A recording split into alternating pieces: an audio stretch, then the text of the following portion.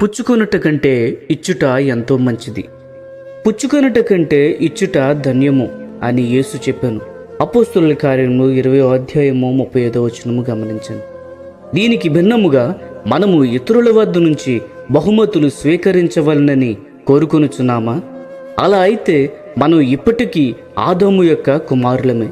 అయితే దేవుని కుమారుల యొక్క ముఖ్యమైన లక్షణము పుచ్చుకొనుట కంటే ఇచ్చుటకు ప్రాధాన్యతను ఇచ్చెదరు. లంచమును అసహించుకునివాడు బ్రతుకును అని లేఖనములు మనకు తెలియజేస్తున్నవి. సామెతల గ్రంథము 15వ అధ్యాయము 27వ వచనము. ఈ వచనము ప్రకారము ఇప్పటి నుండి మన మనస్సులు నూతనపరచబడవలను. అవును, ఈ రోజులలో అనేక మంది నిరంతరము అప్పులలో కూరుకుపోవుటకు కారణము ఏమనగా వారు దేవునికి ఇచ్చుట నేర్చుకొనకపోవుటయే.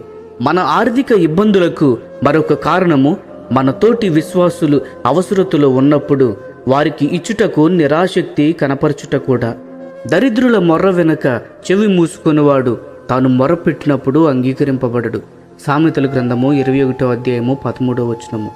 దీనికి భిన్నముగా బేదలను కనికరించువాడు యెహోవాకు అప్పిచ్చువాడు వాని ఉపకారమునకు ఆయన ప్రత్యుపకారము చేయును. సామెతల గ్రంథము 19వ అధ్యాయము 17వ వచనము గమనించండి. ఇయ్యుడి అప్పుడు మీకు ఇయ్యబడును, అణచి కుదిలించి దిగజారునట్లు నిండు కొలతను మనుషులు మీ ఒడిలో కొలుతురు. మీరు ఏ కొలతతో కొలుతురో ఆ కొలతతోనే మీకు మరలా కొలవబడును. లూకా సువార్త 6వ అధ్యాయము 38వ వచనము. ఇది దేవుని యొక్క ఎన్నడూ మారని నియమము. మనము ఎన్నడూ దీనిని దాటి వెళ్ళకూడదు, లేక దానిని నిర్లక్ష్యము చేయకూడదు. మనము ఇవ్వనట్లయితే మనము తప్పనిసరిగా అవసరతలో చిక్కుకొందుము. మనము ఇతరుల పట్ల పిసినారిగా ఉంటే దేవుడు కూడా మన పట్ల పిసినారిగా ఉండును. ధనము పట్ల అపేక్ష అనే ముఖ్య నియమము ఈ రోజులలో అనేక మంది క్రైస్తవులను అవసరతులు అనే సుడిగుండములోనికి లాగుతున్నది. ఆదాము కుమారులు ధనమును ప్రేమించుదురు. మనము ఒకసారి తిరిగి జన్మించిన వెంటనే మన నుండి ఒక మాయ వలె ధనము పట్ల ఆసక్తి అనే ఈ కోరిక మాయము అవ్వదు.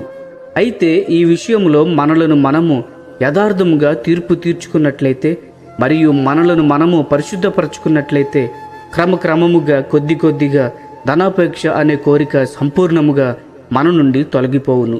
ఎవరైతే ఇచ్చుటకు కోరిక కలిగి ఉందిరో అటువంటి వారిమిగా మనము మారేదము.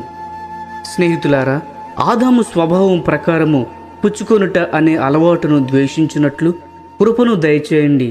మీకు మరియు మీ పిల్లలకు ధారాళముగా ఇచ్చే ఆధిక్యతను మాకు ఇవ్వండి అని మనము ప్రార్థించదాము.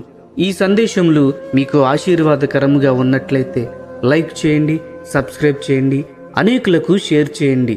మీ విలువైన అభిప్రాయములను కామెంట్ రూపంలో మాతో పంచుకొనండి.